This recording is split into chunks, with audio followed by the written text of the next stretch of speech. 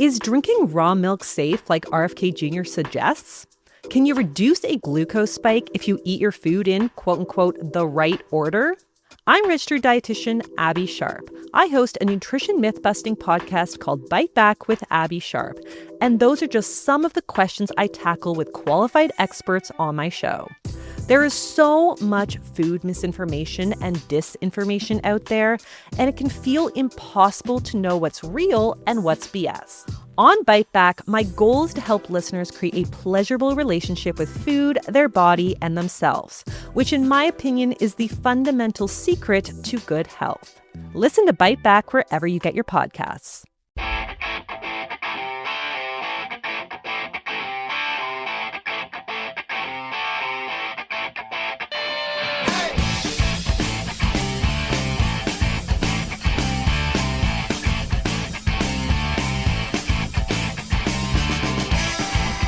Well, once again, the dream is over for the Edmonton Oilers, and the dream is over for Canadian hockey fans who would like to see the Stanley Cup north of the border, because it's far south with perhaps Dallas. I think it might be a little further south. I'm not quite sure, thinking of geography now of the United States, but just about as far south as you can get, with Florida being the resting place for the Stanley Cup, which was awarded in Florida last night as the Panthers easily beat the Edmonton Oilers in Game 6 of the Stanley Cup Final, 5-1. Not even close. Sam Bennett received the Conn Smythe Trophy as playoff MVP. The Panthers beat the Oilers in 7 games last year to win their first NHL title. So there you go, folks. The mystery remains. How can it be that a team in southern Florida wins the Stanley Cup? And Tampa Bay, of course, won the Cup not long before then. So it's quite strange, but look, it is what it is. I stand by my belief that the hockey season is far too long into June 18th, and we're still talking about hockey. But it's heartbreak for the Oilers. It's so tough to get back to this to get to the Stanley Cup Final. We know that, especially us long-suffering Leaf fans. And what does it say about the Toronto Maple Leafs, who took this team, the Florida Panthers, to the brink? Well, not really to the brink, because they got blown out in Game 7, but you get my point. A lot of criticism about the Leafs and Austin Matthews and their best players being shut down, but Connor McDavid was basically a non-factor in this series, aside from the first couple of games. He was a bit of a spark plug. But for the most part, a non-factor, and that last night certainly proved to be a non-factor, as the entire team did. And so what does that say about the Leafs? Maybe the Leafs aren't as bad as we suggested that they were. Who knows? Anyway, that's it for hockey for another few months. But before you know it, the fall will come around, and training camp will begin again, and Leafs Nation will become optimistic yet again. It'll happen, no doubt. So perhaps something that some of you might want to weigh in on when we open the phone lines. I'm not sure. I think people, for the most part, have checked out of hockey. But if some of you want to do a postmortem, certainly you're welcome to do so. The municipality, HRM, has scheduled a public hearing for tomorrow for people to share their views on proposed updates to the regional plan. The regional plan establishes long-term planning policies and outlines where, when, and how future growth and development should take place between now and 2031. This proposed plan anticipates HRM will grow to support a population of 1 million in the long term. 1 million people in HRM. So one of the questions that I'm going to ask you to weigh in on when we open the phone lines between noon and 1 today is, do you think that HRM can sustain a population of 1 million people? Right now, we're about half that, roughly half that. Not quite, I don't think. And there's already all types of challenges when it comes to infrastructure, in particular road infrastructure. And there's all types of challenges with affordability as well, and homelessness and encampments, and we've got plenty of things to try and figure out. So the question is should we have our sights set on 1 million people in HRM? Is that realistic? Would you like to see that many people living in this city? And where are they all going to go? And again, road infrastructure. And I realize that part of the conversation is about the bike lane conversation, active transportation. more appropriately, because it's not just bicycles, it's active transportation, scooters, and other modes of transportation that fall under that category. But long-term planning, what do we do about all the vehicle traffic, which isn't going to disappear, folks? As much as some feel as though we could beef up transit, which we should be able, which we should be working towards, and active transportation. But what about vehicle traffic on the roads? And should we densify the peninsula or urban sprawl, or where are all these people going to live? That's my question. And how can we handle it as a municipality? So the question is should we be growing the population to 1 million people here in HRM? And the province as well, looking to basically double its population.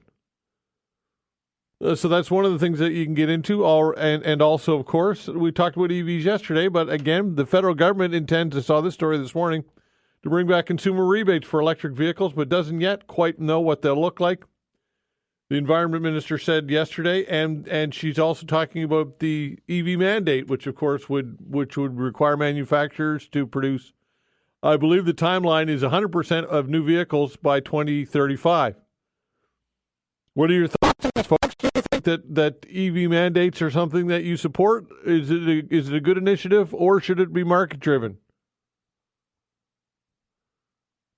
Other things you can get into as well, of course, what's happening in the Middle East. And look, it's a tinderbox for sure. We know that. And explosions have been heard in Tehran early today as Israeli warplanes pounded Iran's capital. Israel's military says the latest strikes hit a facility used to make uranium centrifuges and another that made missile components. So how concerned are you that this may escalate? And it looks like it is going to escalate, because it's escalating on a daily basis, and eventually directly include and involve the United States.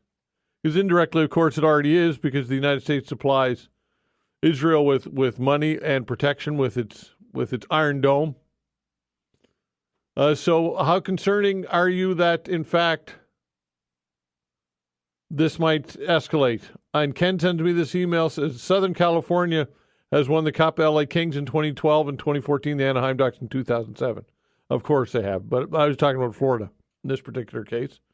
But yes, a lot of Southern, and look, when it comes to franchises in the United States, in the southern part of the United States, I mentioned Dallas, that they seem to be perennially good. But anyway, nonetheless, some things you can get into when we open the phone lines between noon and 1. It's Wednesday. That means we'll have house calls with Dr. John Gillis between 11 and 12 today. I'd like to thank, of course, Vanessa Van Ness on the other side of the glass of the control boards, doing a fine job as always. All right, joining us now to look at the G7 that was, now it's in the rearview mirror, Lori Turnbull, Dalhousie University political science professor. Lori, thanks for joining the show. We appreciate it. Thanks, Todd. Thanks for having me. All right, you got it. Absolutely. So, look, it seems to me that once Donald Trump left the country, the air kind of went out of the balloon. Is that accurate or not? What are your thoughts on that? I kind of had the feeling that he did what he was going to do and he left, and it probably didn't have a big impact apart from the fact that he wasn't there for the conversation with Zelensky about Ukraine.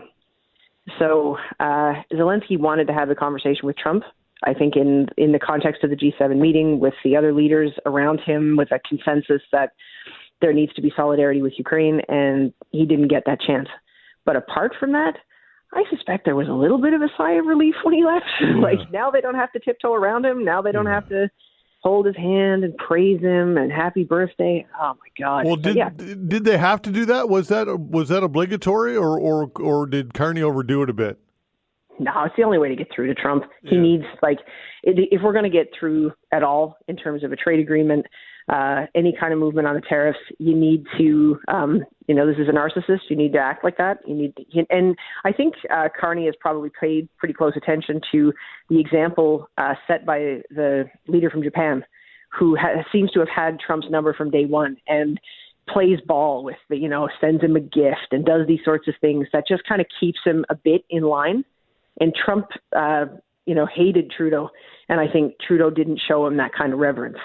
And it ends up making, I mean, it's ridiculous, right? Like, listen to us talking about this person who's a world leader who you have to tiptoe around, but it seems to make a difference. Do you think that he had no intention of sticking around for the Zelensky day and Zelensky meetings? I have that feeling. I can't prove it, but even, before it started, we were kind of like, you know what? When do you think he leaves? Like, let's take bets on when he just gets up and walks off.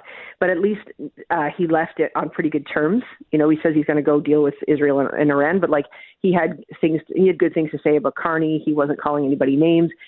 He starts taking pot shots when he gets home and he gets on the social media, but the actual G7 was okay. Yeah, it seems to me that this is kind of like it's the bar's pretty low when we're.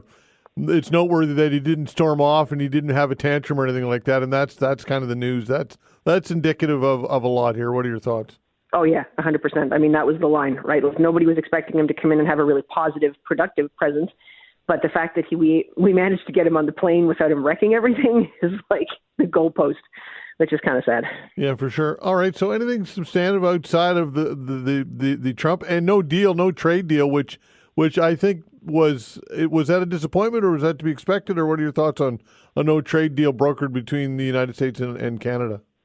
I think it's both, right? It's both expected and kind of disappointing in the sense that we would hope to have made progress by now.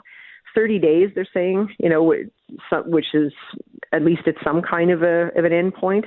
I mean, if they don't get a deal in 30 days, I guess they keep talking. I mean, there's nothing magic about that 30 days. I hope they're close to it and not just kind of still figuring it out and in the weeds kind of thing. But LeBlanc says they're not going to say anything about the specifics of what Carney and Trump talked about. And so we don't really have a lot of information about, whether they're close to something or whether they're still kind of working at it from a distance.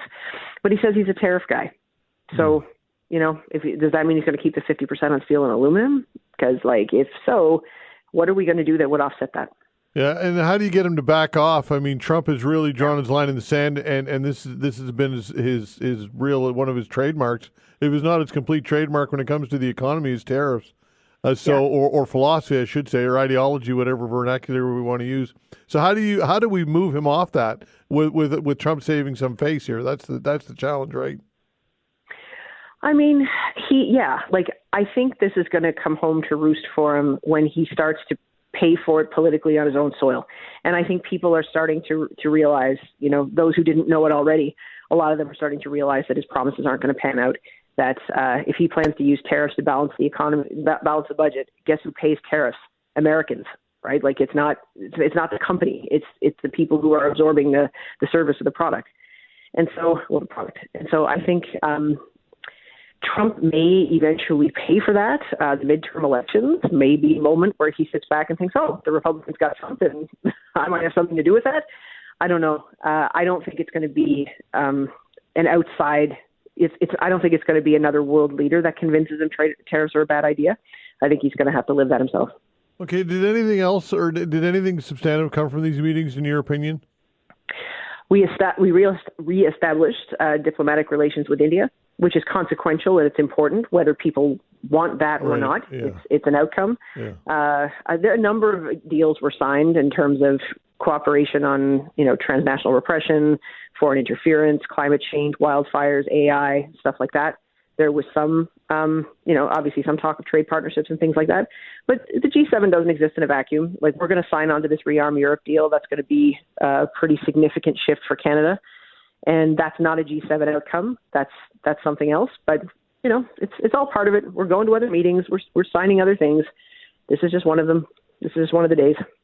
Do you think Carney enjoys this type of summit, this type of spotlight? Yes, I do. Why do you say that? Because he's good at it, because he's comfortable in these rooms, because he likes to be in places where deals are made and things are getting done. He never struck me as a particularly good campaigner, but he's very good at talking about tactile things. Like, he's really good at diagnosing a problem and then suggesting solutions. He's not so good at, shaking hands saying, vote for me. And I don't have a problem with that. His approval rating is at 67%. Like, that's not bad. It's bad for Poilievre. But Carney is definitely at a point now where he's attracting support well beyond the Liberal base. Yeah, for sure. On the Polyev question, the longer he is a non-factor in Parliament, that's got to be really hurting him. I would estimate. What are your thoughts on Polyev's absence from Parliament and his brand? Oh God, like the guy from Battle River Crowfoot has stepped aside, so now Carney can call a by-election and Polyev can make his way back in. They're going to do a leadership review in January. I think he's in real trouble. Obviously, like, they can say whatever they want about, we got more seats, we got more votes, this was a huge win for the Conservatives. I know, but you still lost, and Polyev still has no seat. And now that Carney is in there, I think the fact that Carney is really kind of mowing their lawn in terms of offering a lot of promises that the Conservatives would, like, he's doing things the Conservatives would have done if they won. And so he's giving people reasons not to bother thinking about Polyev. And the fact that Polyev's not there means he can't counter that. And so I think they're in a real jam. And when you think about it, fast forward 4 years, Polyev, like, if Carney holds on for that long, and I honestly think he probably will, if most of it, if not all of it, really, like, Polyev again, I'm sure many people want that, and I think he'll probably do fine on this leadership review, but this is not helpful to the Conservatives. Is there anybody in potentially outside of him that might want this job, or I don't think there's anybody obvious that would be in the waiting, is there? The only names I'm hearing are Doug Ford and Jason Kenney. Yeah. I don't know if either of them actually wants it, but I know there's interest if they do. I'm just not sure if that's what's in the cards for either of those people. I have no idea. But I don't think I can't imagine there wouldn't be somebody interested if enough dirt was kicked up around wanting to make a change. What might be the downside of Doug Ford? No French. Yeah, exactly. Potential, the stuff surrounding him about, like, which makes the news a lot more in Ontario than it does anywhere else, but stuff about the Greenbelt and the, favors to developers and stuff like that. Like, to be honest with you, and this is a bad thing to say, like, you can kind of get away with more of that at the provincial level, but you start, Prime Minister, when there's those kinds of, if there's that kind of noise swirling around you, it's a lot more difficult. And so, I don't know, but we'll see what he does. Yeah, and of course, Jason Kenney, I mean, I kind of been there, done that with him as well, in a way, as have they not been, the party? Yeah, but they don't seem to always have a problem with that. I mean, Polyev is the quintessential career politician, and they still gave him a shot. So I don't know, right? Like, whereas Jason Kenney would have some of the stuff that Doug Ford doesn't, in terms of, he's got the French, he's got the, he's been minister before, and he was, making these relationships with a lot of communities in the country. Like, Jason Kenney has done that work. His rehabilitation needs to be with respect to his management of COVID-19 in Alberta, which was disastrous. But he's showing up differently now, too, going on all these shows, talking like he's the moderate, So, I don't know. He seems to be a little bit more maybe dipping his toe in than Ford. Lori, always great. Appreciate it. Thanks so much. We'll do it again. Thanks, Todd. All right. Take care. Lori Turnbull, Dalhousie University Political Science Professor. The food professor, Sylvain Charlebois, when we come back. All right, joining us for a chat is Dr. Sylvain Charlebois, Senior Director, Agri-Food Analytics Lab at Dalhousie University, also, of course, known as the food professor. Sylvain, hello. Hey, good to talk to you. Two Dal Profs back to back. I like that. I know, for sure. All right, before I talk to you about your recent release, somebody sent me this email along, and I thought I'd ask you to respond to it. It says, can you ask the food professor about coffee prices? Some can be accounted for bean price, but tariffs seem to be a bigger factor. That comes from Lee. So any insight you can offer, Lee? Most tariffs, counter tariffs implemented by order, were paused on May 7th. So counter tariffs, with the exception of citrus, coffee, tea, and alcohol, counter tariffs are no longer a factor. So if you're seeing prices go up, there are other factors at play here. Okay, so you can't blame Donald Trump for your expensive latte prices. No, not at all. Well, for latte, I mean, there are two things going on there. Coffee beans are much more expensive now. They're at $4 US a pound, which is almost a record. So coffee is likely to get more expensive no matter where you go. Okay, there you go. But nonetheless, we'll pay it because that's an addiction that we all must feed, right? Well, that's the thing. I mean, the recommendation I would make to people is if you see coffee on sale, buy it and buy lots of it if you can, because it's going to be rare. And frankly, over the summer, typically coffee consumption drops, and grocers will want to move their products. So be on the lookout for some sales related to coffee. Okay, a release that you sent out yesterday, supply management becomes a supply crisis. First of all, let's define, if we can, in a very cogent, concise way, exactly what supply management is. So it involves basically 5 sectors of our agri-food industry. So turkey, broiler eggs, turkey, chicken, eggs, and milk. Milk is the big one because it's 80% of cash receipts within supply management. It's called the SM5. And supply management basically is to produce what we need as a country. And you protect your market with very high tariffs, 2 to 300% on average. And you have quotas managed by provinces based on domestic demand, and so that's certainly something that farmers do care about. And of course, finally, you have fair pricing. Producers get a fair price for their work and products. So that's supply management. And last night, you didn't see it. Todd, Senate in Ottawa just adopted Bill C-202. Which means that supply management from now on, by law, will be untouchable for trade during trade negotiations, including with Donald Trump. I was going to ask you about that. That was the next question. That Trump has named this directly, supply management, as a reason why he feels as though that Canada has treated them unfairly. So that to no longer have any flexibility with this, it's to me it seems a bit short-sighted. What are your thoughts on that?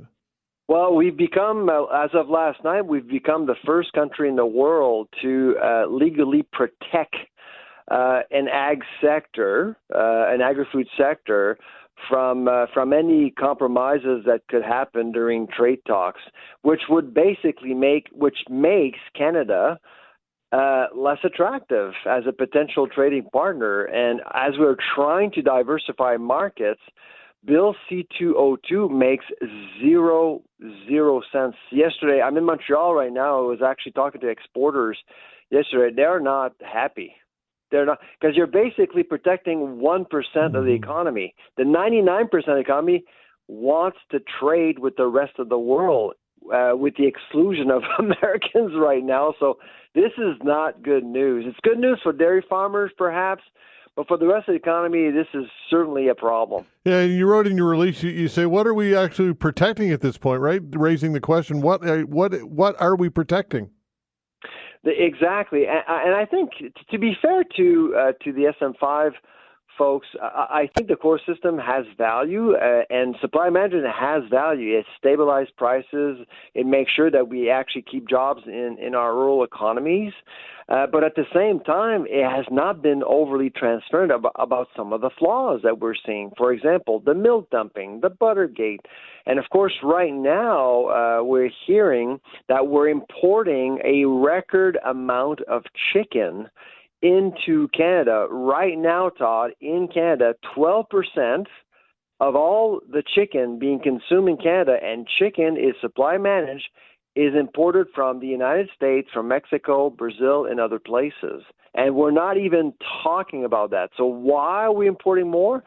Well, it's because the sector itself hasn't been overly flexible, adapting to some of the threats like the avian influenza. And of course, there's a new disease that is impacting production in Canada. It's called inclusion body hepatitis, known as IBH. It's destroying a lot of flocks out there, and nobody's talking about it, and no one is explaining to Canadians why is it that Americans are able to deal with IBH much more effectively than in Canada, where we do have supply management and we should have producers talking to each other. All right, so when under these circumstances in which it's necessary to import because of disease and an inability for domestic production to be what it should be, are tariffs paused in some way? Well, so Yes, absolutely. So if we are allowing more, we're basically pausing tariffs on some products. And of course, that's built into some of the trade agreements we signed with different regions of the world, including COSMA and with CTPP as well. Interesting. So I guess to wrap things up here with this conversation, it doesn't appear as though this government is any appetite for revisiting supply management. And is it political ideology or what's going on here? Well, I mean, the biggest challenge we have right now, Todd, with supply management is that on the one side, we have politicians, all politicians. I'm not basically pointing fingers at one party. All politicians want to protect an inefficient regime while telling the regime that everything is perfect, everything is dandy. It is not. There are some problems. I think we should create a roadmap to optimize and make supply management stronger. And right now, there's zero will to do that. Sylvain, always appreciate it. Thanks so much. We'll do it again. All right, take care. Bye-bye. All right, take care. Sylvain Charlebois, Senior Director, Agri-Food Analytics Lab at Dalhousie University. This story, some Nova Scotia municipalities who voted for a pause on uranium get letters from the Premier, and the letters are basically play ball or you may risk economic money and development. That when we come back.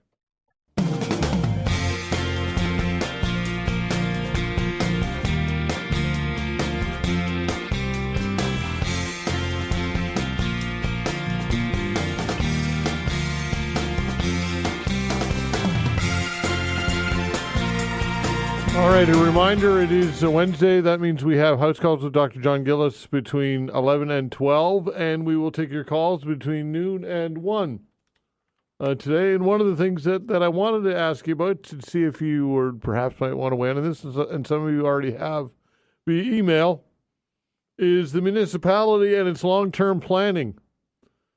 And part of that, of course, a public hearing is being held for people to share their views on proposed updates to the regional plan. The regional plan establishes long-term planning policies and outlines where, when, and how future growth and development should take place.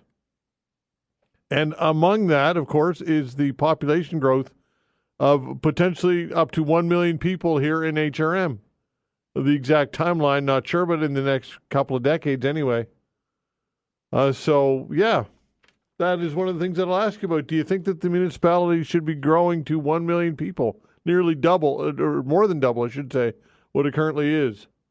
And lots of challenges, of course, with that, with infrastructure and the economy and sustainability and healthcare and on it goes.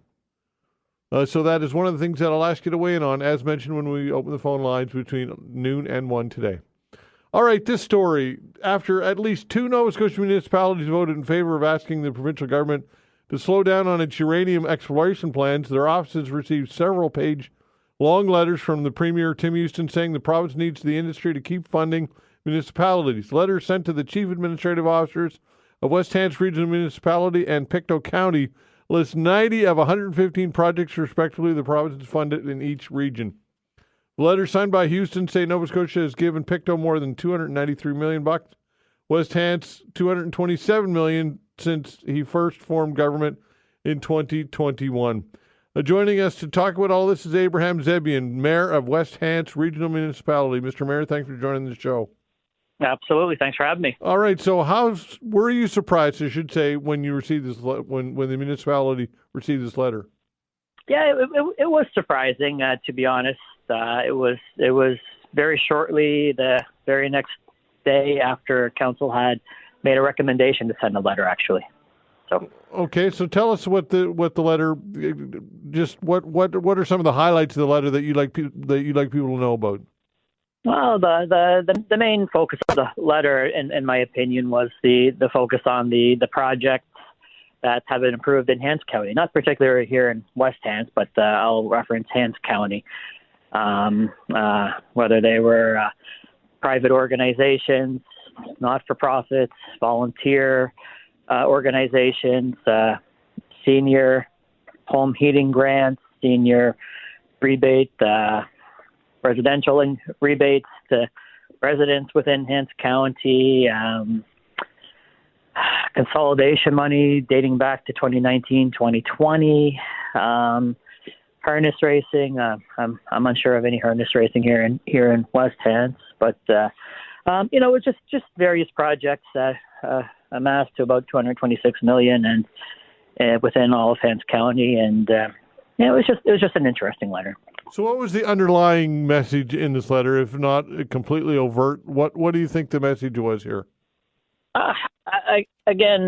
People can interpret letters in various ways. So how I interpret it would be different from somebody else, et cetera, et cetera. But well, you're the person that I'm asking right now, Mr. Mayor, and you represent the constituents. So how did you interpret it?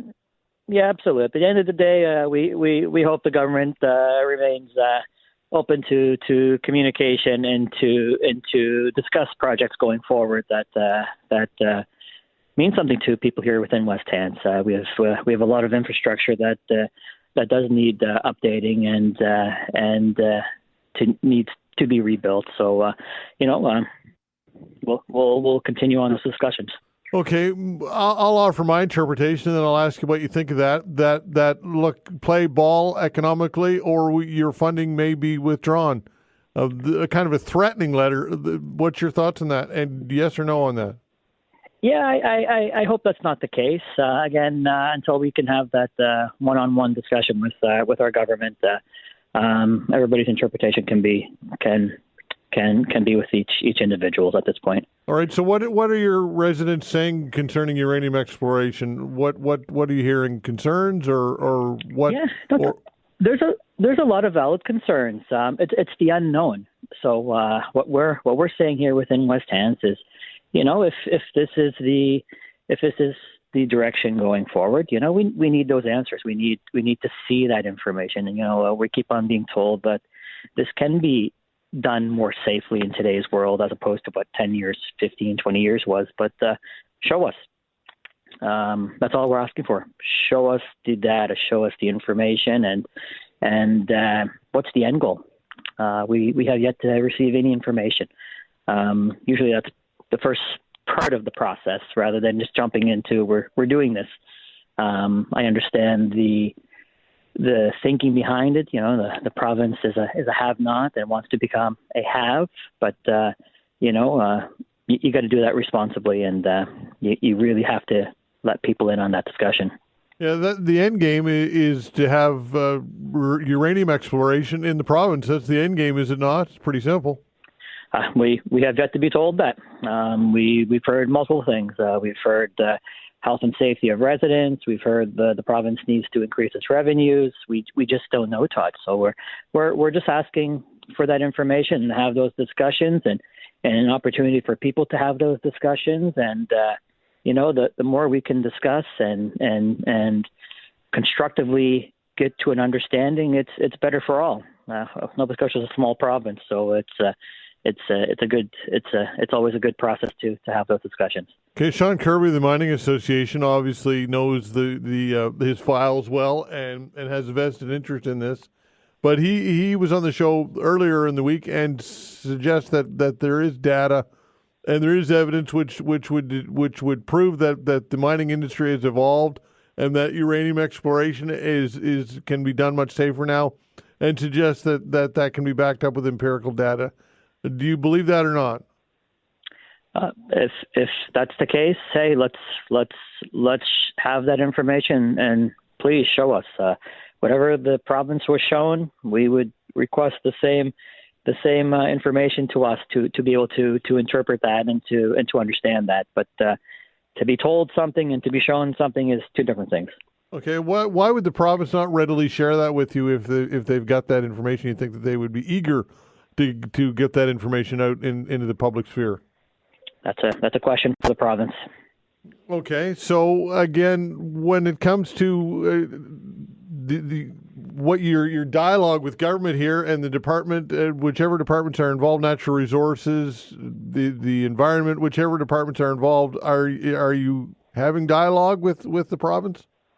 Yeah, we've began those discussions with natural resources, and we have requested those meetings and meeting the public, and we're waiting to hear back on whether they'll grant us that or not. Okay, so in the meantime, what's next with this? Anything else that you're doing as a municipality? Well, again, we'll continue advocating for our residents and making sure their voices are heard as we are legislated to do, and we'll continue on that path. Okay, appreciate your time, Abraham. We'll talk again. Thank you so much. All right, Bye-bye. Take care. Abraham Zebian, Mayor of West Hants Regional Municipality. Perhaps something that you might want to weigh in on when we open the phone lines, as mentioned, between noon and 1 today. I get it. It's a political dance, and he's obviously choosing his words carefully. And look, he's in a tough situation because he represents his constituents, of course, and the that should always be first and foremost.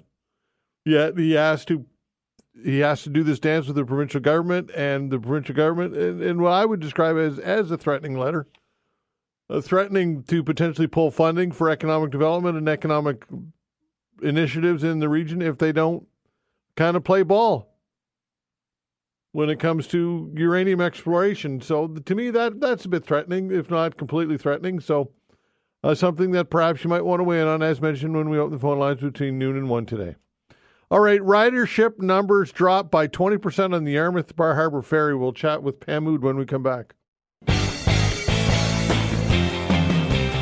I saw this story on the CBC website this week. Ridership numbers dropped by 20% on Yarmouth-Bar Harbor ferry. Drop from last year is due to Canadians not traveling as often to the United States. Joining us to discuss this is the Mayor of Yarmouth, Pam Mood. Mayor Mood, thanks for joining the show. We appreciate it, as always. My pleasure. All right, so is this concerning? What are your thoughts in general on this to start? Thoughts in general, not concerning at all for me. Not at all. I'm surprised that it didn't drop more, given the fact that, you know what, Canadians are sticking to their guns, with regard to what's going on south of the border. The important thing is that the Americans are still coming here. And we want that economically. We want them to spend their money here. We want them to, visit all those pieces that come together to make this what it's supposed to be in my vision. Okay, so the Americans still coming, and how do you know that? How do we know that? Well, they do the numbers. So Bay Ferries obviously has to keep track of this. So I think the number in general of passengers traveling is around 20%, as you said. Mm-hmm. But the drop is because the Canadians are not traveling. And I don't think that really, Todd, that's no surprise to anyone. Right. I think we knew that was going to happen. I can't speak for the Premier or the province, but if I tiptoed into that territory and did, I would say that, you know what, they expected this as well. The Premier's been to the U.S. how many times, around the tariff piece and everything that's going on. I followed him there once. I've been to Washington talking about these things, and, the Americans are saying to me, we're coming over. Like we actually want to be in Canada, but they understand that we're not traveling. We're not ready to do that yet. So this might be a good scenario for your region and the province, having Americans not change their behavior and having more Canadians stay here in Canada. That might be a good model for the province and Yarmouth in general. Well, it is, and I will say two things. Number one, the staycation is going to be huge this year. I believe that. Spend your money in the province, spend your money in the country.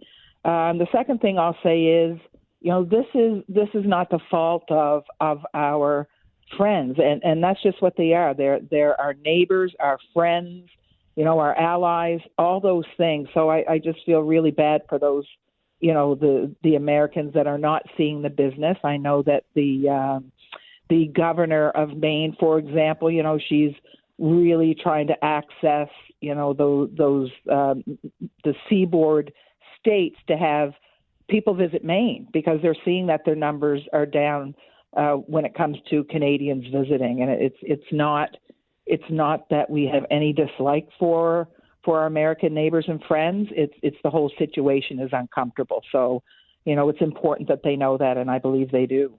Okay, so when it comes to the CAT and funding in general, is it 2026? Is that how long the funding agreement has been? I believe they extended it through to this year, and we've got that economic study coming.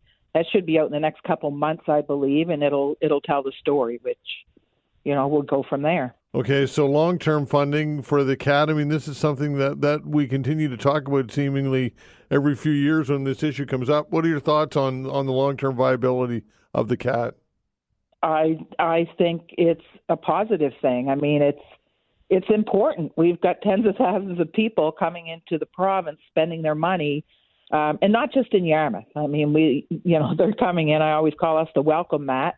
We welcome them in, and then they head to other places in the province. So everyone is economically, feeling this. It's important. You don't say no to that many visitors who are looking to spend money and enjoy the province.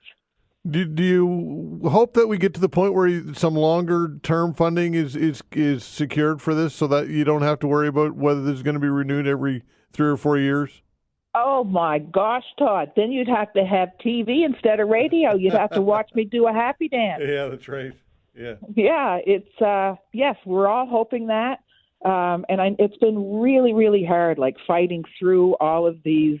Will it stay? Will it not? But I can't say that the province didn't do the right thing. Like, let's get the numbers. Let's see that it's viable. I believe that the study is going to come out and say very clearly that, yes, we need to keep this, and let's do it long term. And long term doesn't just mean visitors.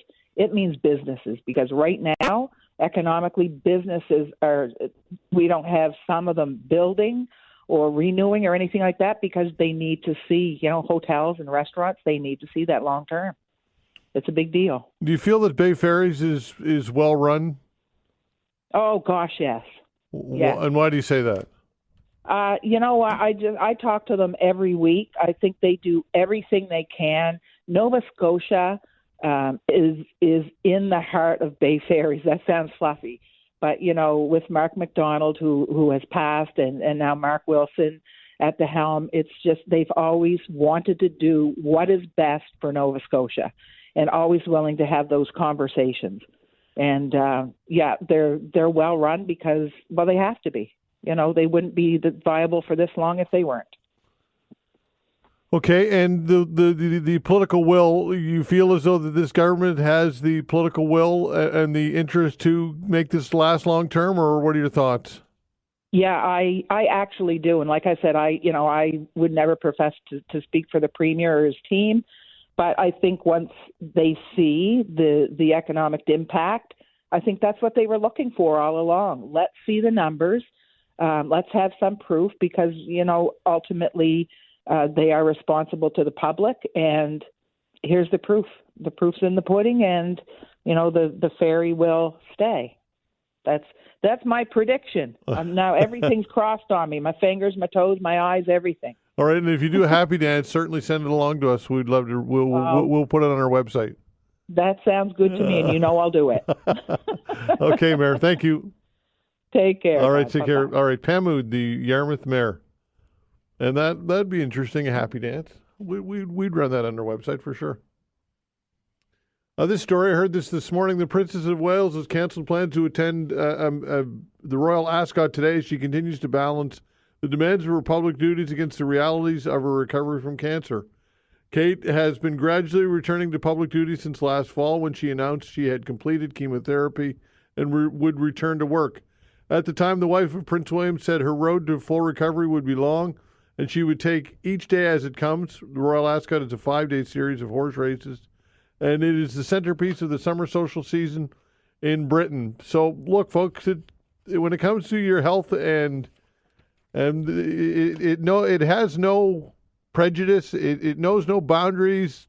Cancer and these things happen to everybody, regardless of where you come from or your political background or whatever. It's the ultimate equalizer, as I say. And it is humbling as well, for sure. And the king, of course, had his bout with cancer and is still recovering from cancer, although he seemed very well on his latest trip. King Charles, we're talking about, to Canada, where he seemed to be in fine form. So Anyway, we certainly wish her the best in her recovery. It would be very difficult to go through something like that in the public eye, I would dare say. This story, Canadian construction companies are still coping with a shortage of skilled labor, but a KPMG in Canada a survey found that productivity and efficiency has improved in recent years as a result of technological investments. Experts have been sounding the alarm as the construction industry is trying to replace soon-to-retire workers while attempting to grow the sector to address Canada's rising need for homes. And we've talked a lot about labor shortages.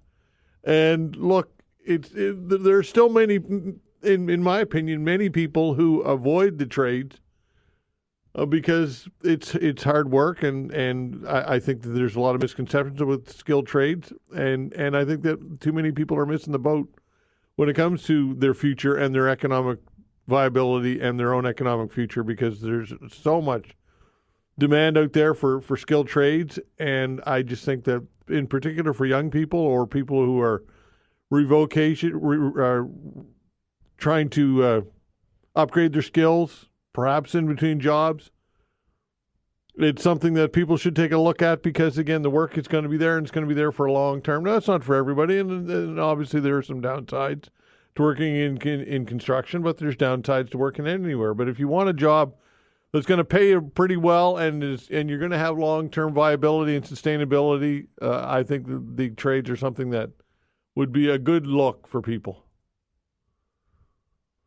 All right, House Calls with Dr. John Gillis. If you have a health-related question or concern, give us a buzz at 902-405-6000. Again, 902-405-6000. House Calls with John Gillis when we come back.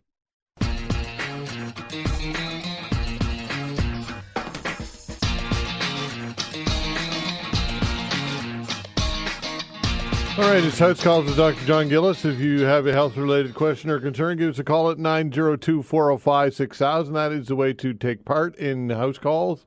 Again, if you have a health-related question or concern, perhaps something that you were looking to get some advice on, now is a great opportunity for you to do so. Again, give us a call at 902-405-6000. That's the way to reach us for House Calls with Dr. John Gillis. Again, 902-405-6000, just like that. And a reminder, of course, we will be taking your calls between noon and 1 as well today, your general calls to talk about whatever you've got on your mind. But again, if you've got, in the meantime, a health-related question or concern, now is the opportunity to get the opinion of Dr. John Gillis, 902-405-6000. That is the way to do it, and give us a call. We've got the good doctor for an hour. Again, 902-405-6000. Dr. John Gillis, welcome to the program as always. Good day, sir. How's it going? It's going all right. So looking at what happened with the Florida Panthers and the Edmonton Oilers, might this be, I guess, pause for people who are suggesting that the Leafs need to be blown up, looking at how they dismantled Edmonton and Carolina as well? I mean, what are your thoughts, I guess, on what this might reflect on when it comes to the Leafs? It's like happy about being in a small car accident as opposed to a bigger car accident. It's still a car accident. Yeah, that's true. But that said, though, I mean, they've shown that they can shut down the best players in the world. I think you'd agree with that. I mean, there's some positive there. It's just not the greatest comfort when it's just been year by year. But, you know, it's a fair point. And I think they're going to take a measured approach. Emotions always run high when you lose for, what is it now, 56 years, 58 years in a row? Yeah. And all eyes next will be looking at Marner and where he goes. I think July 1st is when he'll have the opportunity. But what are your thoughts on Marner? He's probably gone. That's my opinion. What's yours? Yeah, I can't see him staying. I mean, there was talk about a sign and trade, but I don't know why he would do that other than to try and be a good guy for the team. But that would lower his market value because the team would have to give something up for him, and I just don't see that happening. Yeah, for sure. I think he's gonzo. Okay, 902-405-6000. That is the way to reach us for House Calls with Dr. John Gillis. Again, 902-405-6000. Dr. Gillis, a couple of stories while we wait some calls. This one, a new report is calling for national standards to help keep Canada's personal support workers from leaving their profession. The CSA Public Policy Centre released the results of an online survey of PSWs who reported heavy workloads, high emotional stress, low wages, and a lack of security in their jobs.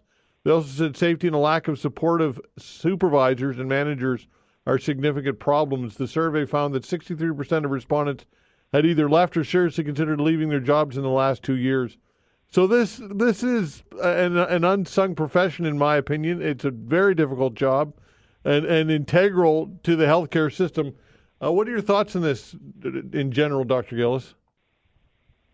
Well, yeah, I mean, PSWs provide a lot of hands-on care, caring for elderly, caring for people who are bedbound and such.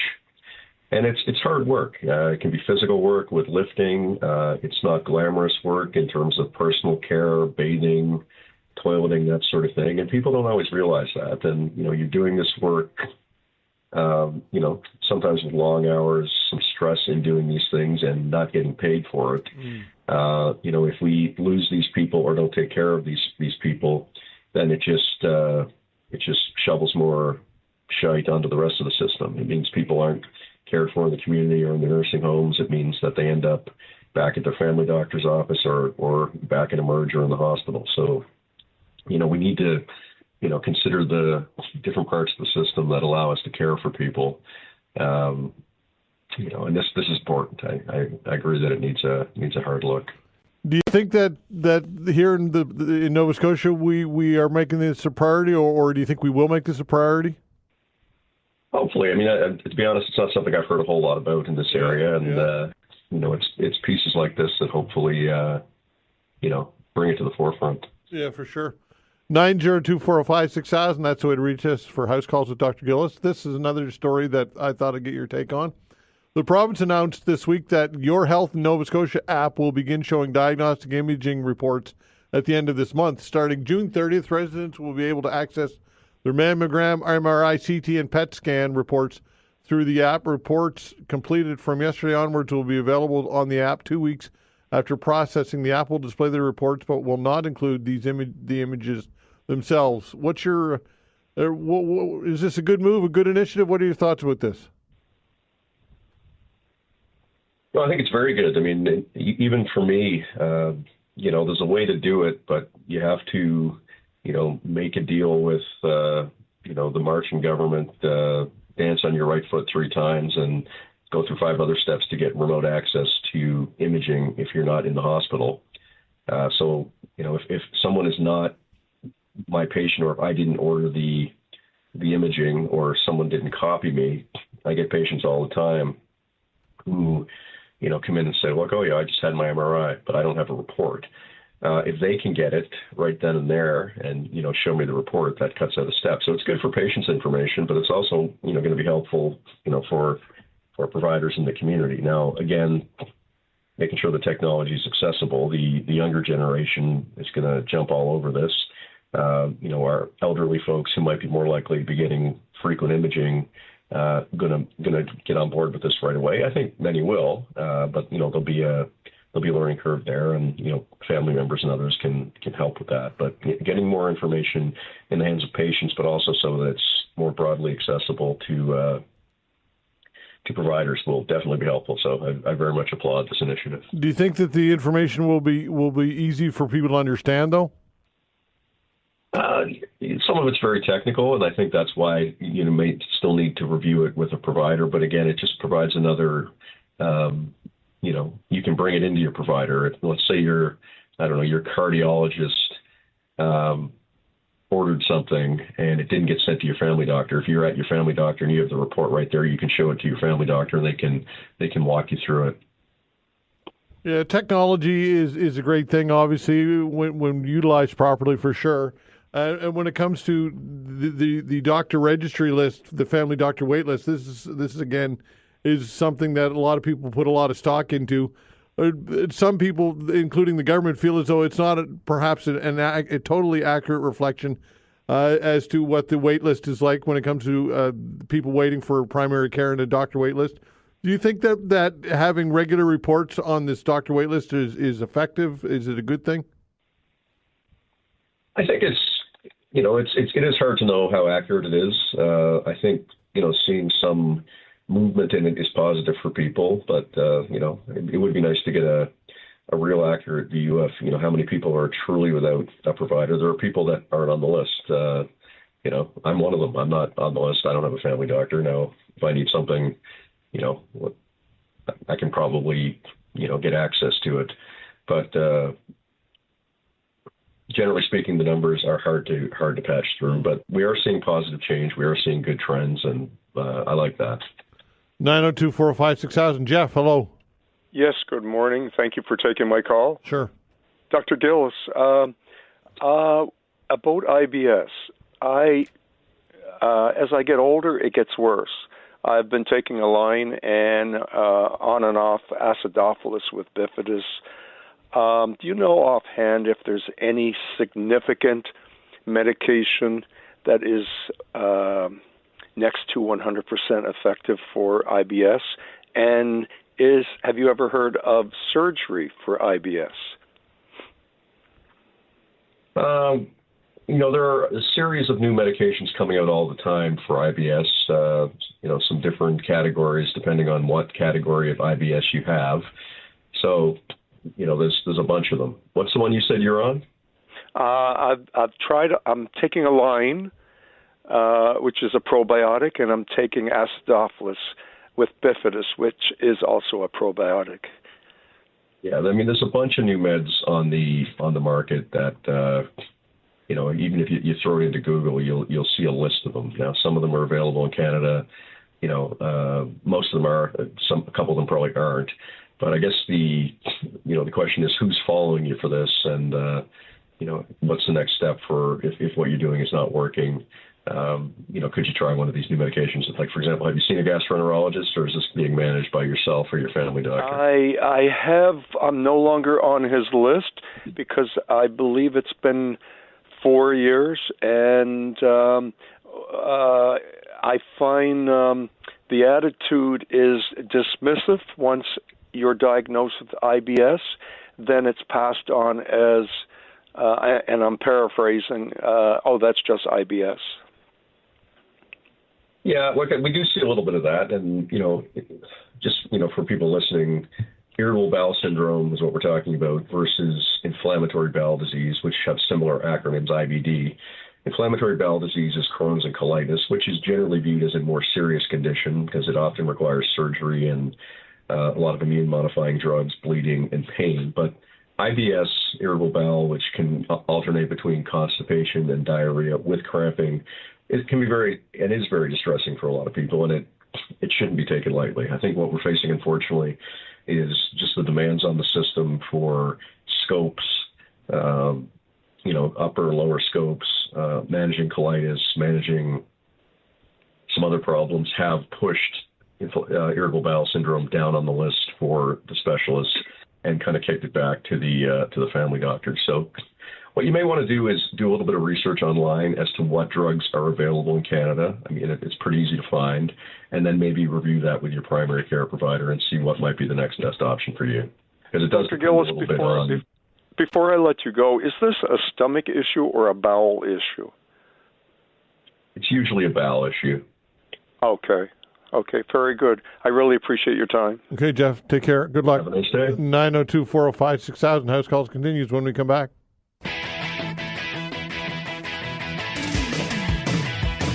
All right, House Calls continues with Dr. John Gillis. The way to reach us is 902-405-6000. Again, 902-405-6000. Tony's giving us a call. Hello, Tony. Good morning, gentlemen. My question has to do with hydration drinks or their formulation.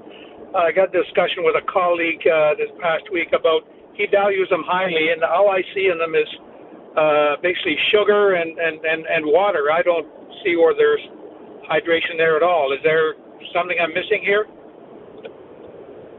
All right. The first part of that clip, though, what was the product you asked about? Just hydration drinks in general. I don't have any specific brand because I don't use them. It's just for my own clarification. Yeah, so it's a good question. From being around sports and stuff, some of the drinks out there, I don't mean to single out. I'll say two of them: Gatorade and Powerade. The regular ones have a lot of sugar in them, and even though they have electrolytes and water in there too, what happens is that the body needs water to break down sugar. So in some ways, it defeats the purpose. So I usually tell people to either dilute the Gatorade or Powerade 1-to-1, meaning one portion of water to the full portion of what's in the Gatorade bottle, put it in a bigger container, or to drink the, like, for example, G2, the sugar-free stuff, and get a bit of sugar from something else. People do need sugar when they're working out. They just don't need a big load of sugar. So it's finding that balance. And again, it depends what you're doing. If you're going for a walk and you want to keep yourself hydrated, a bottle of Gatorade's fine. If you're trying to play 80 minutes of rugby in the sun, you have to be a lot more precise about what you're taking and how you hydrate. And there's a real science to it. And even some of the sports I've worked with, we have real excellent people doing this stuff and making sure the athletes are hydrated. But those are the base principles. Try to avoid too much sugar, and that's probably the best answer to your question. Okay, well, I appreciate that. Thank you both very much, and have a good day. Okay, thanks so much. 902-405-6000. That is the way to reach us for House Calls with Dr. Gillis. Here's an email question from somebody who did not have an opportunity to call, but asked if you have any recommendations for good heart health books or eating plans.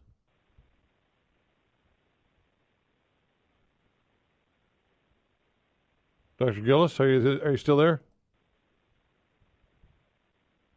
Oh, we lost Dr. Gillis. All right, we'll get him back. 902-405-6000. That's the way to reach us for House Calls with Dr. John Gillis. He was on the other line. There you go. All right, Dr. Gillis, hello. We get you now? Yes, sir. Okay, all right. So here's an email question from somebody asking if you have any recommendations for good heart health books or eating plans. There's so much out there, I wouldn't recommend the book. What I honestly suggest people do if they have the means to do so, and there are some community programs, is talk to a nutritionist or a dietitian and try and put together what you're doing now versus with what you like, your lifestyle, and your level of activity to try and find the right mix for you. I can tell you to eat a low-carb diet, but if you're not going to stick to a low-carb diet, it's useless. If you are somebody who doesn't like to eat breakfast in the morning like me, but tends to eat a bigger meal later in the day, I by default have adopted an intermittent fasting program that I didn't know that's what it was called, but that's kind of what I've done always anyway.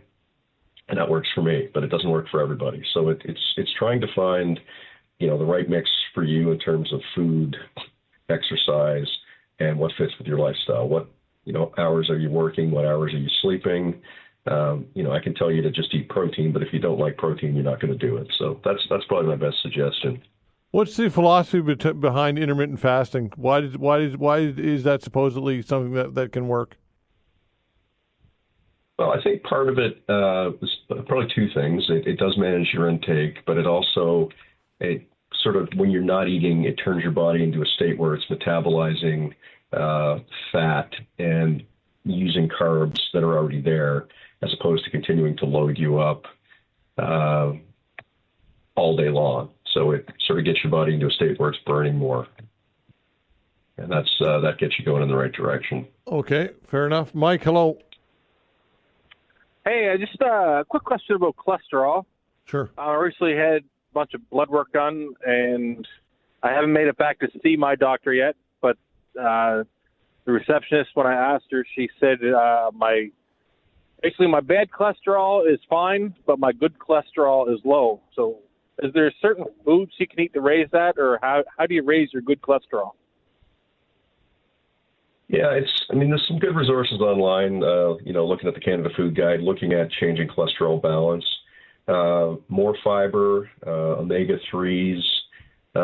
It's really just finding a slightly different balance in your diet. And, it's not something to panic about, but, with some dietary changes coupled with exercises, a couple of those things I mentioned, you can improve that balance. Now, again, for a lot of people, it's genetic, their cholesterol. They can change anything and it's not going to move. But changing the balance is an attainable goal, and just making some dietary changes should help. So maybe think about those couple things, but maybe just, again, go online and have a look at, improving HDL cholesterol, raising HDL cholesterol, which is the good cholesterol. Are there any like, I know if you have your bad cholesterol's up, obviously you're at risk of a heart attack, but what are you at risk of if your good cholesterol is low? Anything that you really worry about, or just? Well, it's all part of the same package. We look at the total number, but we also look at the balance. So if your total number is a little high, but the balance of good cholesterol to bad cholesterol is higher, that lowers your risk. So all of those things are factored in the numbers we use to look at risk. So you could have a number of 5.5, and most of that's bad cholesterol, or you could have a number of 5.5 where a lot of that's good cholesterol, and you're at lower risk despite having a base number that's a little higher than we'd like. So it's all part of the equation, if that makes sense. Clear as mud. Okay, Mike. Thanks, pal. Thank you. All right, take care. 902-405. Appreciate the compliment, Mike. 902-405-6000. That's the way to reach us for house calls with Dr. Gillis. If you have a health-related question, give us a buzz. 902-405-6000. House calls continues when we come back.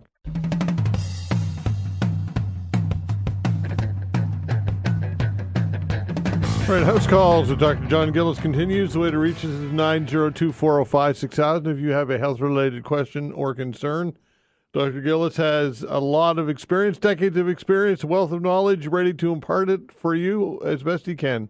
Give us a call at 902-405-6000. That is the way to reach us. Again, 902-405-6000. Dr. Gillis, I found it interesting that you said that you yourself don't have a family doctor.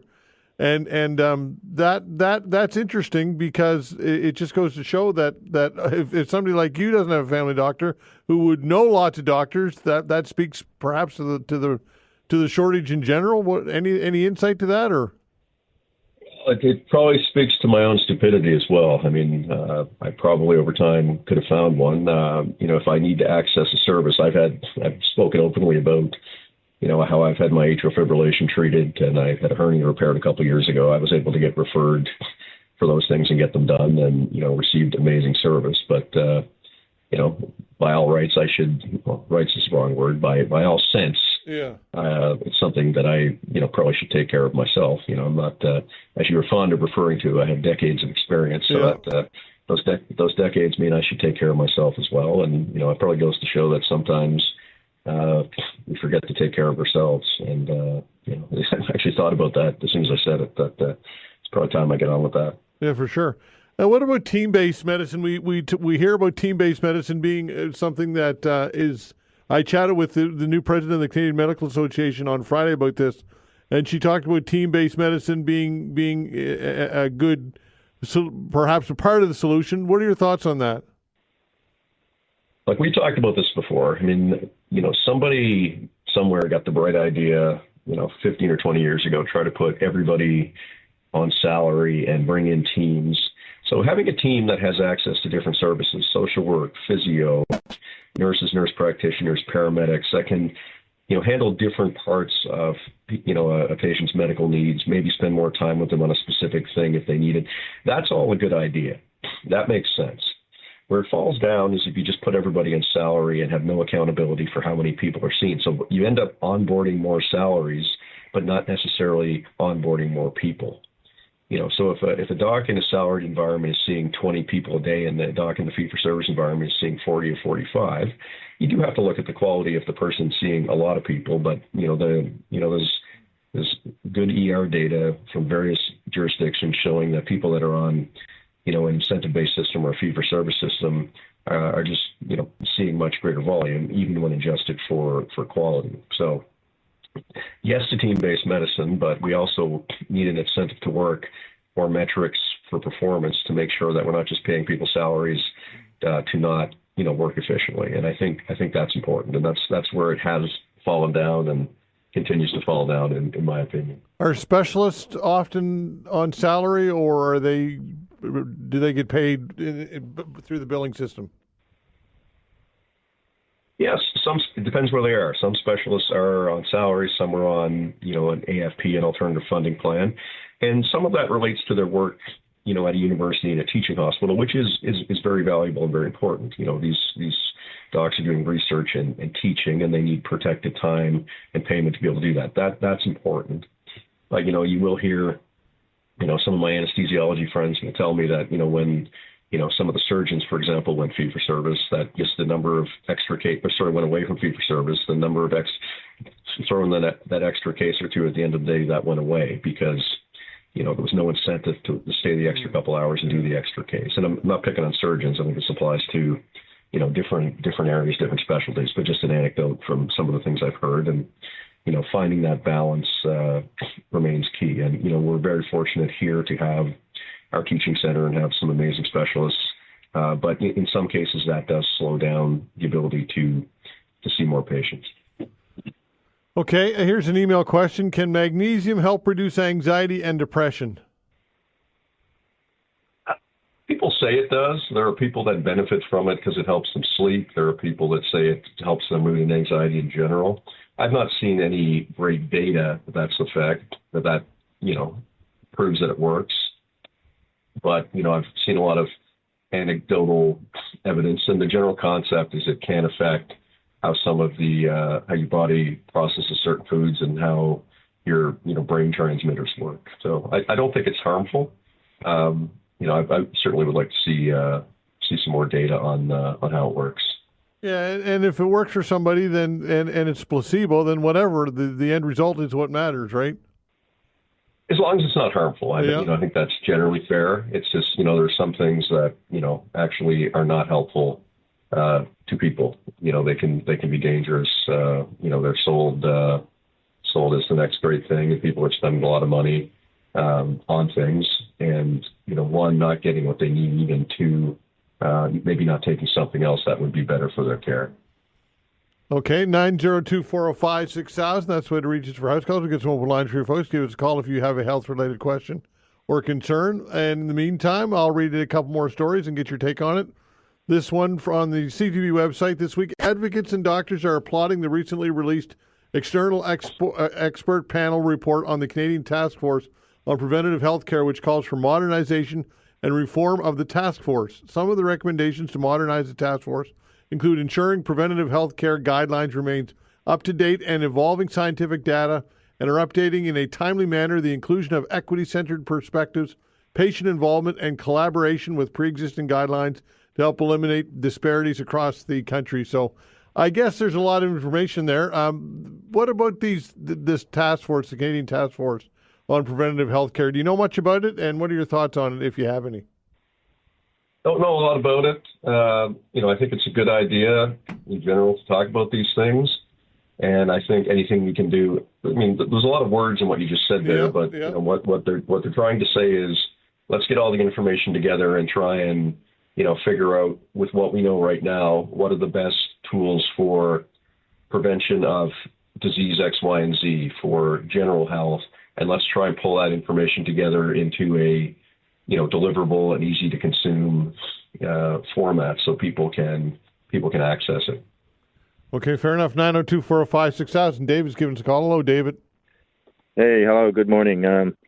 Just listened to your program with the doctor, and I have a question for him. I guess instead of calling my family doctor, I could ask him. And I heard him talk about Gatorade, and I'll hang up and listen to his thoughts about it. But I'd like to ask him a question about energy drinks in the sport. Okay. I know he's involved in sports, and we're involved in sports in the community. So if he could just give me a breakdown on what's his thoughts on it and the advertising about it, and in the sports field, what it does. Thank you very much. Okay, thanks. Yeah, so we talked earlier about hydration drinks, which, are a little bit different than energy drinks. Energy drinks are, drug drinks that contain, caffeine, taurine, and some other substances, and often a lot of sugar. So, from the point of view of athletics, too much sugar is usually unhelpful. The other stuff in small doses is fine, but, too much caffeine can raise your blood pressure, cause palpitations, can, cause sleep disorders. And, again, it depends who we're talking about here. Do I chug a coffee before I go on a rugby field or a Red Bull? Absolutely, I do. But should we have teenagers drinking, 3 monsters with, 200 milligrams of caffeine each in them? Probably not. So I think it's important to understand, what's in them, who you're dealing with, and what you're trying to do. I mean, generally in athletics, hydration should be first. For the right group, older athletes, a little bit of caffeine is okay. You start getting beyond that, and, you see people starting to use stuff with, ephedrine or things like that in them that are, quasi-legal or not really legal to try and boost themselves. Most people will be okay with it, but it can cause, like I said, blood pressure jumps, irregularities in heartbeat, and other problems. So generally best avoided. When energy drinks first emerged, I can't remember how long ago it was now, but when they first emerged, were the caffeine levels higher? Seems to me they were much higher, and restrictions made force companies to dial that back. Am I wrong or right on that, or do you remember? No, I think you're right. I think there have been some restrictions put in, and that's a positive thing. A lot of it is just people don't know what they're taking, and some of these energy drinks just have colossal amounts of sugar in them. And look, if you take 400 milligrams of caffeine in a pile of sugar, you feel good, but then your body starts to process the sugar, and then you get a crash. For sure. Okay, 902-405-6000. That's the way to reach us for House Calls with Dr. John Gillis. We get the doctor to the top of the hour. We get some room for you as well. 902-405-6000. House Calls continues when we come back.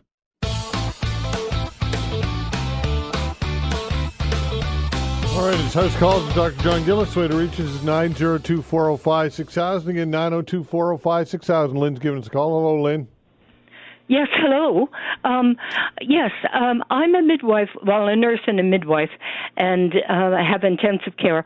But I would like to ask Dr. Gillis about when a child is born in a hospital, an infant is born in a hospital, that they should have their footprints carried out and put on their chart, and also should be given to the mother, the parents.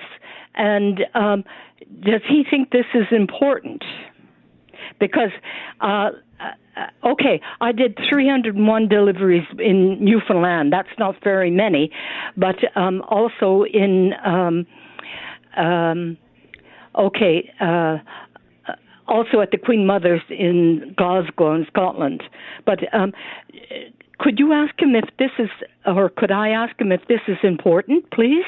Okay, Lynn. There you go. Dr. Gillis, do you have a quick response to Lynn? Yeah, no, I think it's a good idea, and I know it's traditionally been done. I must say I have no bloody idea if it's still done. It's useful for identification purposes and, some other purposes. It's, it's in a sense like a fingerprint. And it's been done for years. And I'm sure there's, technology to do it now and digitize it. I actually have no idea. I think it's a good idea. There may be a reason why it's not done anymore, or it is still being done. So maybe someone out there who's a little closer to that, who's had a child recently, which I have not, actually knows the answer to that. So I apologize that I don't. Okay, here's an email question. This one says, is there a benefit to following a diet based on your blood type?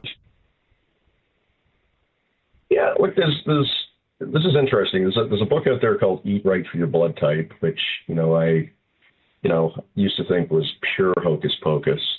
Some of the thought behind it, whether we believe it to be true or not, is that, where people originated, their blood types come from, where they originated thousands of years ago, and whether they were hunter-gatherers or more relied on certain types of grains, fruits, different diets. So is there some science behind that? There probably is a correlation.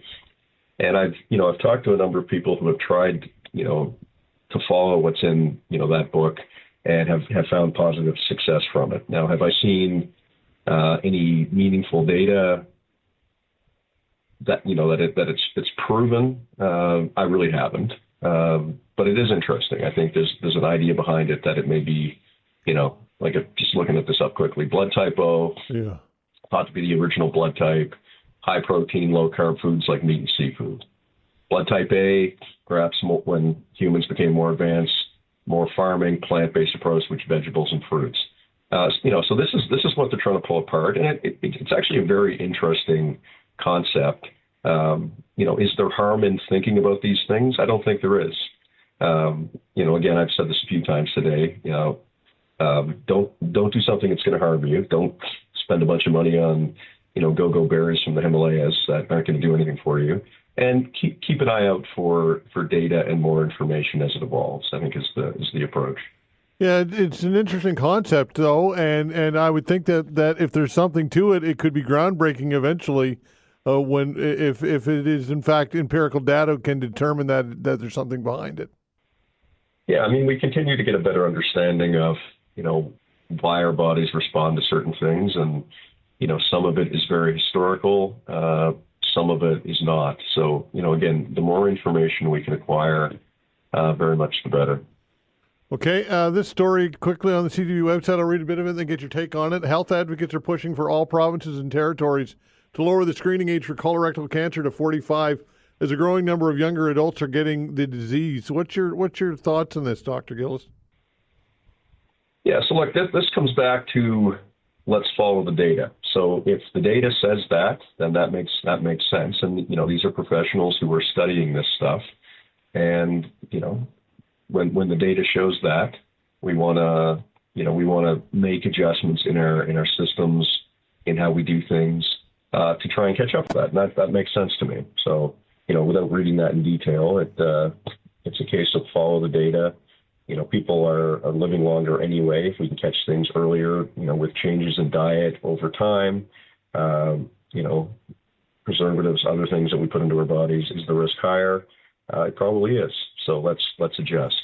I suppose shouldn't say the only, but one of the downsides would be the amount of ability for the system to absorb the extra testing, right?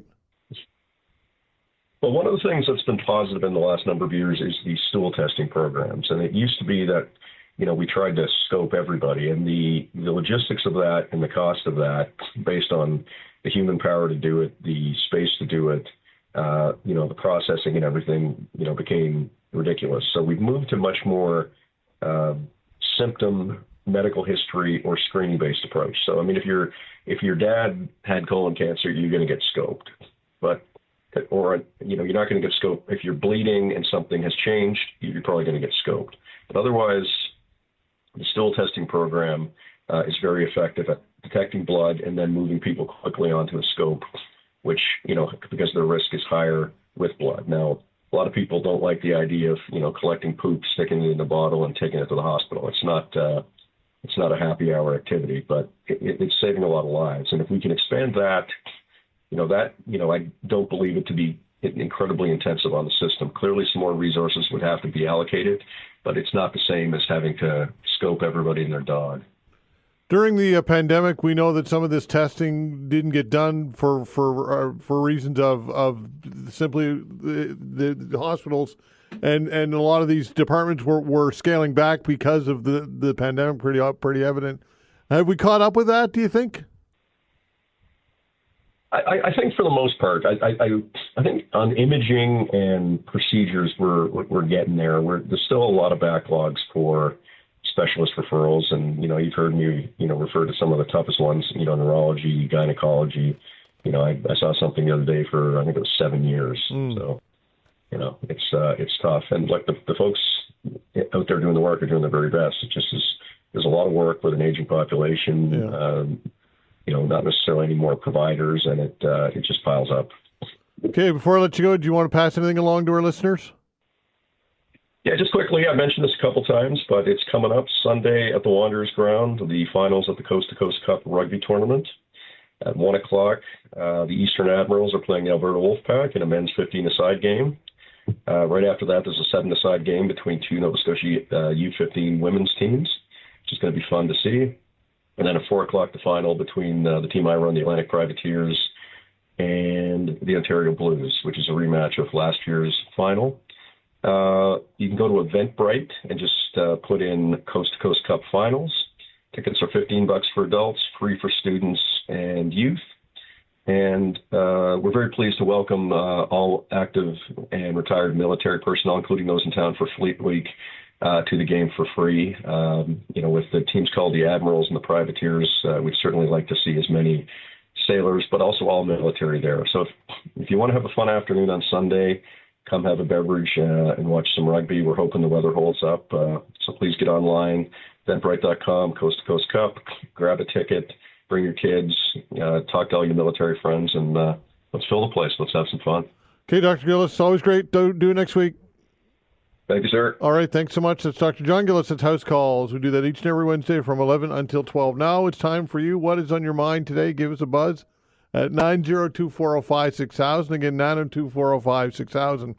Something that caught my eye, the municipality here in HRM is holding a public hearing for people to share their views on proposed updates on the regional plan. This regional plan establishes long-term planning policies and outlines where, when, and how future growth and development should take place between now and 2031. Now, reading the story, it reminded me, of course, that HRM anticipates the proposed plan anticipates HRM will grow to support a population of 1 million people in the long term. 1 million people. That's more than double the population currently now in HRM. So what are your thoughts on that, folks? Do you think that's doable? Is that realistic that we grow the population to 1 million people in this city? And what are some of the barriers as to why we should or shouldn't?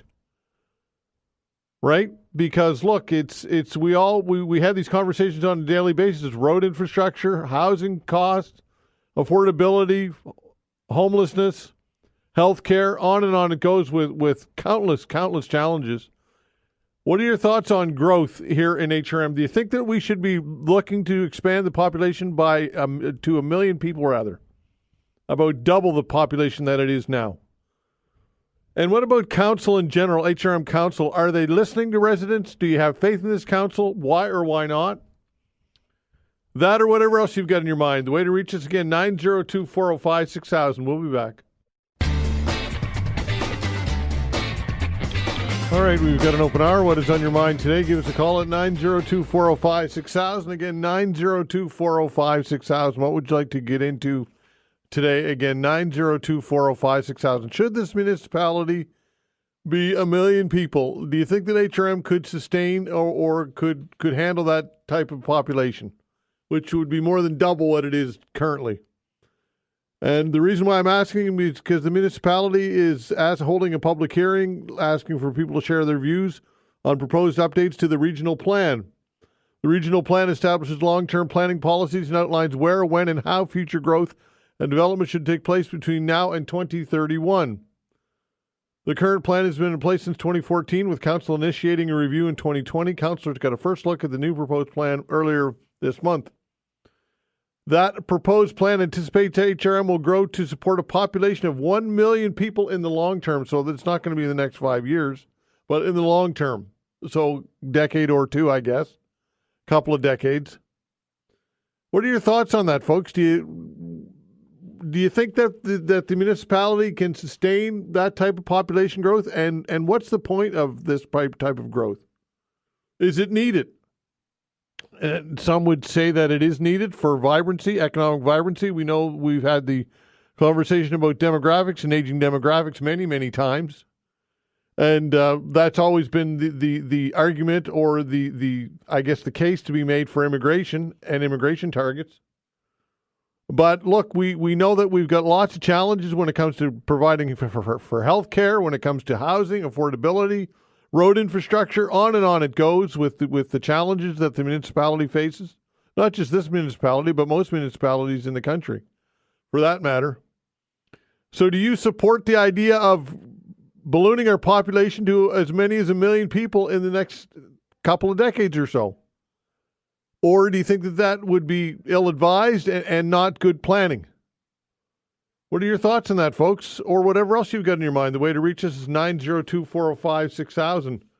How about what's happening in the Middle East? Explosions heard in Tehran earlier today as Israeli warplanes pounded Iran's capital. Israel's military says the latest strikes hit a facility used to make uranium centrifuges and another that made missile components. Are you concerned about what's happening in the Mideast? Are you concerned about escalation and what could potentially happen there? We know what's going on with Israel and Gaza, and now there's this, and there's seemingly no shortage of hotspots in the Middle East. Are you concerned that the U.S. may get involved more deeply than it already is? 902-405-6000, that's the way to reach us. Give us a call. What's on your mind? Aaron's giving us a call. Hello, Aaron. Hi, Todd. How are you today? I'm well, you? Good. I'm just calling in about Iran. I'm just about America getting involved in this. It'll be interesting to see if they do it without congressional approval, which will be the first time that that's ever happened. Also, it'll be interesting to see what kind of fissure this creates in the MAGA movement, considering that the majority of them do not support this kind of thing occurring. Also, America has the Shah of Iran's son waiting in the wings to be placed into power if they topple the Iranian government. Anyone familiar with the Iranian Revolution that occurred in 1979 will know that the Ayatollahs were put in because of how bad his father was to the Iranian people. All that being said, now, if they go in there and they topple that government, it will be interesting to see what kind of insurgency or civil war that might occur if they do so. And not only that, the refugee crisis that it will most likely create, and those people will go towards Europe, which will most likely create more fascist, populist, right-wing governments to be voted in Europe and create all the different issues related to those problems that are already occurring in Europe. This is a complete mess that's going on in there, and Israel and America ought to be condemned for these things going on. But unfortunately, I think people throw their hands up and they say, well, what can we do? Well, this is going to be if this all goes down the way it looks like it's going to go down, it's going to be a lot worse than what occurred in Iraq. That's all I can say about that. And I think people should be paying attention at this point to what is going on over there. Do you think people are or aren't paying attention, Aaron, right now? Absolutely not. I think they're more interested in hockey and bike lanes. I think the rest of the world is just hiding their head in the sand because they're hoping that these things are going to go away. This is not going to go away. They're asking for complete surrender of the Iranian government. That's not going to occur. We have no idea what the Iranian government might have planned or in the works and behind the scenes. Maybe it's just all talk with them, maybe not. Israel is just unhinged. No one is saying anything or getting that country under control. They're going to create more issues in the Middle East than I can really even get into in one simple phone call. I'm just scratching the surface of the problems that could occur over there because of what's going on right now. This is short-sighted and exceptionally short-sighted. But we're going to see what's going to happen. Let's see what happens in the next 48 hours. Maybe Donald Trump backs off. Doesn't look like it. We're going to see. And of course, we've got the Ukrainian situation and Russia to deal with, which is another hotbed issue, and with no one in sight, right? It is. I really don't touch on the Ukrainian issue too much because I've called in before, and you and I bumped heads on that one, so I kind of leave that one alone. We'll see how that plays out. I'm not going there, and I understand it's a sore spot, and people have different views on it. But that one's not going away either. I mean, the world is in turmoil at this point, and I think people should be paying close attention because these things will have effects that will affect us over here. It's going to affect the world economy in ways that we're not really seeing.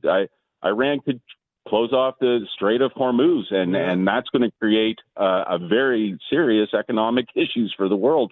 And we're already having some serious economic issues. So, yeah, I do believe people should pay attention, and that's all I got to say on that today, Todd. Yeah, I can't remember what percent of the world's oil comes from the Strait of, or comes by through the Strait of Hormuz. 20%. Yeah, 20%, which would be a massive disruption, obviously. Absolutely. Yeah. Okay. Absolutely. Okay, Aaron. Thanks for the call. Thank you. All right. Bye. Take care. 902-405-6000. Dave, hello. Yes. Good afternoon, Todd. I'd like to weigh in on the Middle East, but sure. Congratulations to our boy out here, the Rat, Brad Marchand. Beautiful picture of him with his daughters and winning the cup down in Florida. And wasn't there another player that left a New England team and went to Florida and won a Super Bowl. Do you know his name? I think you're talking about Tom Brady. Yeah. And Brad Marchand left the New England area and won a cup down in Florida. Mm-hmm. How about that, eh? Yeah, not bad. So, he certainly deserves it, that's for sure. I really think so, and that was the better team. There's no doubt about it. I think the goaltending was huge. Yeah. You know, I think Brodsky was amazingly excellent and consistent. I think Edmonton had some trouble as they were going back and forth with keep goalies, and some of the goals I saw there, they should have been stopped. You got to make those big saves sometimes, especially when in tight, Stanley Cup playoff. But regarding the Middle East, I think the Ayatollah, or the Supreme Leader, if I will, declared that he wanted to annihilate Israel and the United States. And you can that's a fact. I think he made it clear how unhinged, as the fella said about Israel, he is. So to allow them to get a nuclear arsenal, which apparently seems very close to happening. He doesn't want to reveal what he has. Obviously, he had 60 days, I think, to let the inspectors in, see what you got going on in there. And he refused. And I'm saying he because I don't think the Iranian people are exactly entirely behind the Supreme Leader, if I'm not mistaken. But I feel for the Iranian people. I think they are great people. Looks like Tehran, and looking on YouTube and what have you, looks like a very nice modern city. They're trying to get by, and I think it's extreme. Apparently, there's a lot of extreme things going on in Tehran now because they're paranoid of spies. I mean, what Israel has done there is incredible, like as far as their technology and intelligence, if you will, to hopefully hit the main military targets. With war, there is casualties, unfortunately, and but I think they've got to get at that nuclear. I think I hope Trump doesn't get involved too much. He's got a big decision. You know, this is a huge decision. Where he is going to go on this. And nobody wants war, of course, but it seems to be escalating for sure. And I think that bunker buster is something they might use because they only have the technology to get in there and burrow into that mountainside, I guess, with this technology and rid any potential for a nuclear armed weapon. Quite frankly, I think if they do get a nuclear arm, I think the world is in big doo-doo. They're very unpredictable, hostile towards the West. And I think, honestly, the Arab nation and I think the world can probably thank what Israel's doing here because Iran is an unsteady. We all know that they have proxies of the Hezbollah and the Hamas and the Houthis. And the Arabs, the Saudis have been battling the Houthis to keep that shipping lanes open, as has the U.S. That's all we want. We want to keep stuff moving, right? And they couldn't contend with the Houthis very well themselves. So the U.S. said Israel has hit some targets in Yemen. So I think the Arab world, that's the key, right? What are they going to do? I think Kuwait, I think Qatar, and I think the Saudi Arabia, the Emirates, right now are sitting back and saying, you know what? And remember, Todd, as you know, Iraq and Iran had many a battle, with Saddam Hussein in there. And back and forth it went. So it is an unstable, and I think myself personally, if they can get, and again, I'm not a religious fanatic, I have no stake in this whatsoever, but if they can remove that that leader, and God only knows where it'll go, because it could get worse, right? We've seen that with other nations where you go in and then it's hostile for a bit, but we'll see. But I think the Arab nation in general, and again, I'm speaking on what I'm thinking, and I don't study, but I keep attuned to the news, as you know, and I do have some facts, very good facts. But anyways, I think the Arab nation will be very thankful for this, and I think the world should be as well. I just hope it doesn't escalate into something. He seems to have the airspace available, and that's a big key in victory there. If there is victory, in this, I don't know. I just, like I said, I feel for the Iranian people and Israel as well. I just think this is a sad situation, but it seems to me it was inevitable. It's been inevitable for a long time. So let's hope to goodness that things work out, Todd. Okay, Dave, thanks for the call. Appreciate it. Take care. Cheers. 902-405-6000. We'll continue with your calls when we come back. All right, here's a quick email, then back to the phones. By the way, the way to reach us is 902-405-6000. That is the way to get in on the action. John says this via email, says, so if they grow the municipality by 500,000, does that mean we'll have 32 councillors and a mayor? The majority of the current council are out of touch with the residents, special interest groups, and have too much influence. Premier Houston was right last year when he mentioned special interest groups are hindering economic and resource development. 902-405-6000. The reason why I bring this up, of course, is because the municipality is holding a public hearing for people to share their views on proposed updates to the regional plan. The current plan has been in place since 2014. The proposed plan anticipates HRM will grow to support a population of 1 million people in the long term. So I'm asking you the question, do you think that HRM should expand to 1 million people? What might that look like? What are the challenges? What are the drawbacks? And the list is there, folks. When it comes to infrastructure, we talk about it just about on a daily basis here on this show. People call in and talk about congestion and road infrastructure and housing and affordability. And there's a long, long list of reasons why this would prove to be a challenge. In my humble opinion, 902-405-6000. What's your take on this? Or you can talk about whatever else you'd like to get into. Robert, hello. Yes, I'd like to talk very quickly about three different items of increasing importance.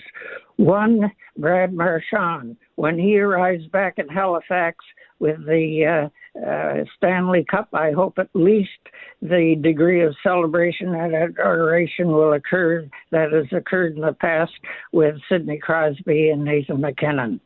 Secondly, increasing the population to 1 million in HRM should not be done. The motivation is to bring in more people to supply more services that people need, but that brings in more people that need more services, and it's just chasing your tail.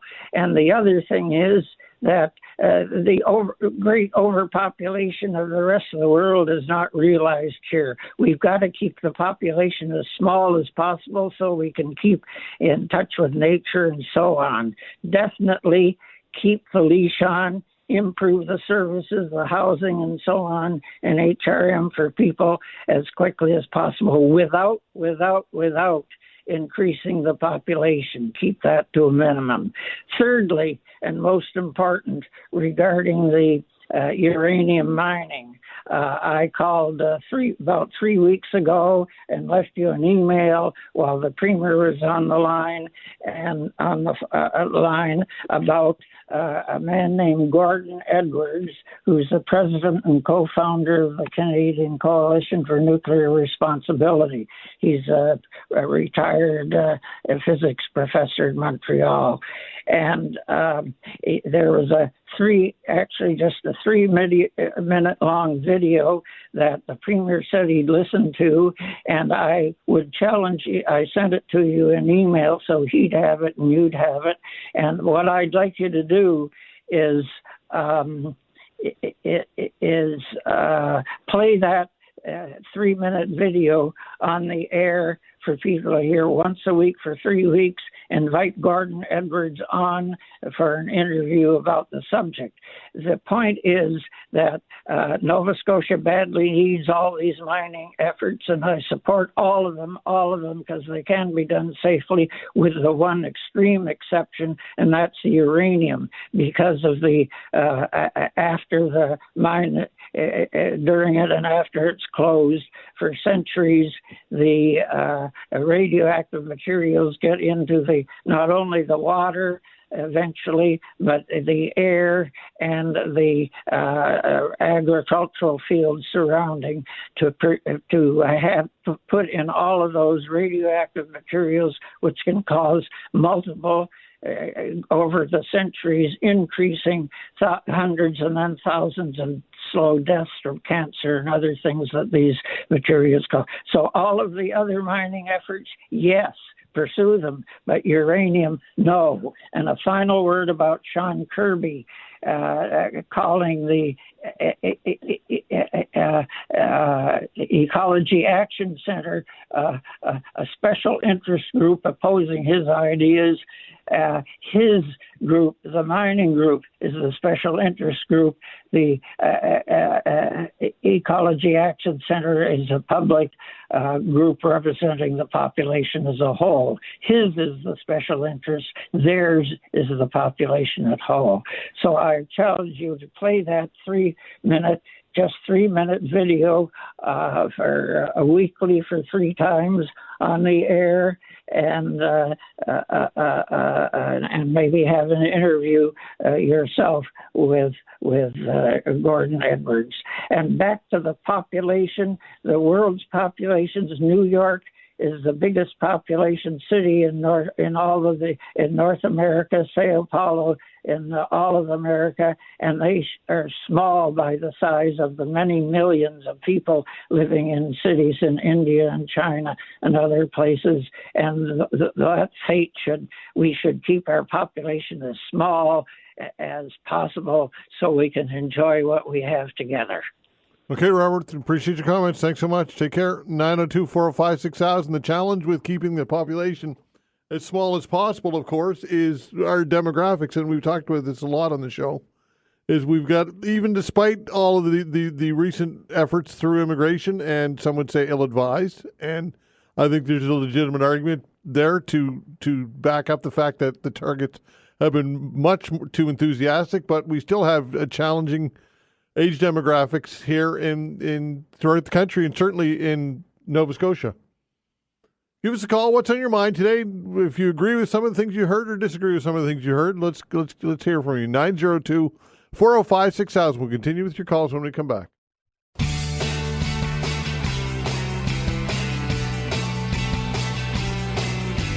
All right, continuing with your calls. So to reach us, 902-405-6000. Again, 902-405-6000. That is the way to get in on the action. Kevin, hello. Good morning, Todd. How are you? I'm well, you? I'm going to address your question on 1 million residents in the HRM within the next 2 decades. Sure. I'm going to use 2 examples, and I'm going to blend the 2 of them together to form one solid narrative, okay? Okay. There's an item in the news right now that has really got my attention. People should be paying serious attention to it. That, as you may be aware, Italy, Spain, Portugal, the locals are beginning to push back because there's too many tourists coming in. And according to the news from, CTV or CBC, what they're claiming is that over-tourism is basically lowering their standard of life. Food is becoming expensive, housing is becoming expensive, and they're actually starting to push back. They're getting water guns, and there's protests developing in these places. Now, to come full circle and to bring that back home, in the 1970s, I was in science class, and I remember reading on an experiment that was conducted. They built a rat city, and they populated it with, say, 10 rats. In a month or 2, they added 10 more rats. And they kept adding, every so often, more rats. Now, in the beginning, the rats were very docile. But as more and more and more were added, the rats became very aggressive and began to eat each other. I'm obviously not suggesting people will eat each other, but if you understand what I'm saying, I think you get the drift. The problem right now is this, in a nutshell. The world is overpopulated, too overpopulated. And you have the migration of peoples, whether it's immigrant migration, whether it's tourist migration. The flow of people it's affecting the world. And what you're going to see in a future context because of this is you're going to see a number of factors. People are going to start to get very uptight and very protective, and let's call it, for use of a better term, their turf. And what you're going to see in the tourism industry is visas issued a year before. They might go from 10,000, they let in to say, let's just pick a number, 2,000. If you're at number 2001, you don't get to visit Spain, you have to reapply the next year. That's what's going to happen to tourism. Now, if you can see the connection between that and Halifax, it's definitely there. We have a serious problem. Too many immigrants, too quick, too soon, too many. The infrastructure is not capable of supporting it. The government that made this decision, I don't know what they were thinking, because it's ludicrous. You got people in tents. And I read a blog that really upset me. Over 100 children are living in tent cities. 100 friggin' children. Mm-hmm. If that doesn't upset you, there's something wrong with you. Mm-hmm. And it's because of the goddamn overpopulation. All right, that's enough. 902-405-6000. Let's not use profanity, please, if at all possible, folks. We can get our point across without that type of language. So, Tom, hello. Hello. Hi there. So, my point is that I've lived in, quote, HRM all my life. Mm-hmm. And it used to be the county where I live. However, at the end of the day, most of my life, everybody moved away because there was no economy, there was no work, and it was, you couldn't make a living here. And I managed to, grudgingly. I had a lot of bad years in construction. I had a lot of good years. But at the end of the day, without economic activity, people leave. I have two daughters. One lives here and other one lives in Australia because she couldn't make a living here. Mm-hmm. So, and my attitude is that unless you have enough people and things are growing and moving ahead, people leave. And so I'm not going to keep you, but economic activity is the key to keeping area alive. Yeah, there's no doubt. There's no doubt about that. People have to make people need to be able to make a living, and not only make a living, but make a decent living in order to be incentivized to stay. Right? Yes. Look, my youngest daughter that moved to Australia, she ate here. Now in Australia, where she is, she's doing awesome. But she went to an area that needed people. Yeah. And her economic, she's coming to visit this summer and can afford it for a month. Mm-hmm. And when she was here, she couldn't go to, New Brunswick for a day. Right. You know, you can't have a place that does not. Look, everybody moved to Ontario, Alberta, where there was work that paid well. Mm-hmm. And the only way that happens is if the economy is strong enough to be able to pay reasonably well. And we didn't have it. And when I say I'm old, I'm in my mid to late 70s. Yeah. So I've had enough time here to certainly appreciate and or unappreciate how things were. Mm-hmm. As things have improved and the population has increased and the money is more here than there, people stay. And immigrants come here for a number of reasons. One, there is work, yes. And two, it was affordable.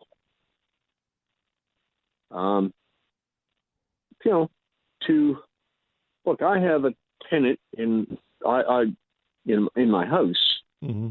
That came from Ukraine. He they got beat out by the war, and they found a home here. They went to Toronto for a while, and then moved here. And they're both doing well because there's a place. It's affordable by other standards. Okay, Tom, I think you make some valid points. Thanks for the call. Okay. All right, take care. 902-405-6000. Rob, hello. Hey, Todd, how's she going today, sir? Going well, you? Yeah, you were talking about 1 million people for a population. I think it's a stupid idea, just because we've seen how they rolled out the last 5 years. And I moved to Halifax 10 years ago, and I tell you, this highway system is way outdated as it is. If they're going to start bringing in more people, they got to start improving on the infrastructure. Like that 102 should be 4 lanes now, not then. You know what I mean? Not just that, like we still have issues with healthcare, homelessness, and the homelessness got worse the last 5 years during the pandemic, and the immigration and everything else. Like, it's nice to say it, but they don't plan it. They just throw it out at you. Here, this is what you're getting. That's it. Now, like, I just came back from Edmonton from watching Game 5, and I was quite impressed. They're building the LRT, and they run it, the green space that's there by the college. That's in between the hospital and Roby Street. You got that big wide green area there in between 2 streets. They can run an LRT right through that. We don't even need CN rails. It's just that they don't plan right. Every other city I've been to across Canada, even New Brunswick, you're from New Brunswick yourself, the highway system is a lot better than Nova Scotia. That's the point I'm trying to make. If you're going to do it, make it accountable for the government, but I can't see it working because we've seen what the last 5 years that they just throw things in and they don't plan for anything, Todd. And like I said, that 107 was supposed to be built in 92. It only took us like 30 some odd years to get it. That's my point anyways, buddy. Okay, Rob, thanks for the call, pal. Take care. 902-405-6000. Keith, hello. Good morning, Todd. Hi. How are you today? Well, you? Good. I just want to give my opinion on the Middle East situation. Okay. I think, you know what? It's like, it's hard. You cannot defeat an ideology. And I think right now with Trump and Iran, it's almost like they're playing a game of chicken. Who's going to blink first? And I really hope that it doesn't get to that point where it de-escalates or goes, into full-on war. I personally don't want to see our troops, country get involved in this. I would hate for them to be served up as cannon fodder, sent over there, possibly, and killed. I think we should kind of stay out of that part of it. And as for the leadership in Iran with the supreme leader and the top generals, they just took out a top general or a top leader, and within a space of hours or whatnot, they replaced that person with a new guy, a new leader. So you cut the head off the snake, there's like all kinds of heads there waiting in line to take the place. So to me, you cannot defeat that because there's always going to be somebody that's going to step in and take over. And I just think that it could turn into a real quagmire, and I hope we don't get involved with that situation because and like one of your callers that called in earlier said that could lead to mass migration, people trying to get out of there and then headed to Europe. Yeah. That is a real thing. Right. And that would be, like he said, that could also start new groups in some of those countries that they go to that people don't want them there. So it could really, just keep going and going down a rabbit hole. Mm-hmm. As for the situation in HRM with the growth of population, I think it's tough enough now for people, young students, trying to find a summer job. Yeah, that's right. So how is it going to be for them trying to find a real job when there's none here? And they're going to move away, and that's going to shrink our economy here. So I don't know what the end is to this whole thing, Todd. So what do you think? Look, I get it. But to a previous caller's point that you need economic development, and you need to have a vibrant economy, and unfortunately it's difficult because we do still have an aging demographic, despite the influx of immigration. And look, I agree that it's I think most people would agree that it's been overdone.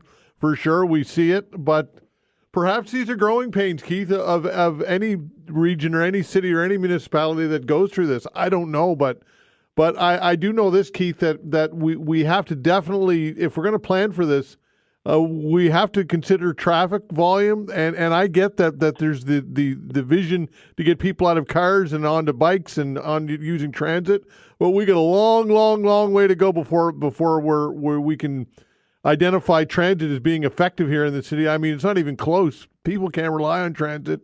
And again, I think that we need to address some of these core issues, and council and staff needs to address some of these core issues before we even consider ballooning our population to 1 million people. I can't imagine what this city would look like with 1 million people in it right now, Keith. Too much, too fast, Todd. There's too many people, too fast, and not enough planning, and now it's all starting to show up. Yeah, and imagine double the population, what we'd be into. I can't. I'm sorry. Yeah, okay, Keith. Thanks for the call, pal. Take care. 902-405-6000. We'll continue with your calls when we come back. All right, continuing with your calls, 902-405-6000. Kenny, hello. Hi, Todd. How are you? I'm well, you? Good, sir. I'm calling in. I've listened to this show forever, but it's first time calling in to talk to you. But I have a quick question for you and a quick concern. I've been around for a couple of weeks. Where are we standing with the Nova Scotia Power that got the letters saying that all of our personal information has been out there? Are we any further with that, with those guys? What do you mean further with that? I'm not sure what's your question. They sent us a letter saying that we can go to Equifax or TransUnion. TransUnion. Yeah, TransUnion, to make sure that our information isn't compromised for 2 years. Is that the best that they're going to do? To my knowledge, that is all that they have done. Yes, they've done nothing else. My concern is if something does happen, we are going to have to prove it ourselves to them to get from their insurance company. That sounds like a lot of... Kenny, I would bet that Nova Scotia Power will never pay out one nickel to anybody over this, because the burden of proof is too high. How do you prove that if your finances or your identity have been compromised, the burden of proof to identify that it stemmed from Nova Scotia Power's leak is almost, if not entirely, impossible. And I would bet that Nova Scotia Power won't pay out a nickel to anybody. That's exactly what I was afraid of. So is there anybody trying to organize anything to push these guys to say, hey, you're going to do something, like the governments, anybody? No, and to the contrary, the regulator that regulates rate hikes and everything approved that Nova Scotia Power is going to invest, I can't remember what the number is, $1.8 million, something like that, in cybersecurity to beef up as a result of this, to beef up their cybersecurity. And I would bet every dollar that I own that money's going to come directly from ratepayers. Yeah. I was afraid of that. Yeah, That's why I was reluctant to call. But thanks a lot for your time. Okay, and I pal. appreciate it. And the young lady answers the phone. She's the politest girl I've ever talked to. Vanessa's awesome. She absolutely is. Thanks for the call, bud. Thank okay. you. Bye-bye. All right. Take care. 902-405-6000. That's the way to reach us. Albert, hello. Yeah, good morning. Yeah, I'd just like to talk about a couple of things. As far as the Iran conflict in the Middle East goes, I'm very disappointed with Trump's response to that, because in his first term, he seemed to be taking the country in a good direction by getting away from international conflicts that no Western nation can really seem to solve. And just something I worry about in a shooting war with Iran. It's good. There's already, going to cause undermine security in the Western nations, because there's been so much undocumented migration to both Europe and the United States that it's possible to see a massive, fifth column terrorist operations taking place within the Western nations. So, we don't like to see a nuclear Iran, but I think we just have to back off the Middle East. Israel seems to be doing all right, holding its own.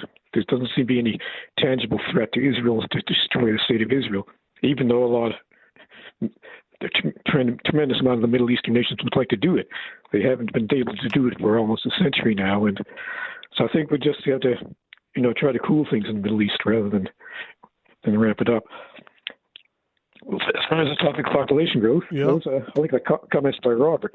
The fact is, population growth is just sort of a overall plan by the powers that be to increase consumption without any regard to how much we can provide for the people that were born here or the people that are coming in. And it might increase overall GNP, but it doesn't. But we're seeing our per capita GNP going down, and all our social services going down. So no, we don't need more people. We need to put a lid on population growth, both for economic and environmental and social reasons for social stability. So that's I'll leave it at that. Okay, Albert, thanks for the call, pal. Take care. All right, there you go. John, quickly, if you can, please. You got to be quick, though. Got about a minute. Thank you, Todd. That's what you told me yesterday. Sorry, I was the last caller talking. That's okay. Yesterday, I was talking with Dr. Rob, and I brought up Chat GPT and the agents. Yeah. I just want to clarify that so some people can understand it. So your Chat GPT is apps that are out there that just do simple things. So you could ask your chat, can you make me up a birthday card for my wife? And it'll do up a card. Your AI agent is like the word says. It's like James Bond. It does what you want it to do. So you give it more information of what you want, so it can do up a website for you in about 15 minutes, where it would have took a programmer probably 8 hours of work. And again, so the Chat GPT is like a search engine. The agent thinks and continues to think, and the more information you give it, it continues to think and give you a better answer. And if you're not somewhat satisfied with the answer, you make a couple of changes. It thinks it through. It shows you how you're thinking and it gives you the answer. Now, Todd, this comes back to jobs. Everybody's always talking about getting a job. Well, people have to take it upon themselves to make their own jobs. That's the new economy we're in. Thanks, Todd. Okay, John, thanks for the call. Appreciate it. Thanks for the calls, everybody. We appreciate it very much. Thanks to Vanessa Van Ness as well on the other side of the glass. The control board's doing a fine job as always. We're back tomorrow at 10 o'clock. See you then.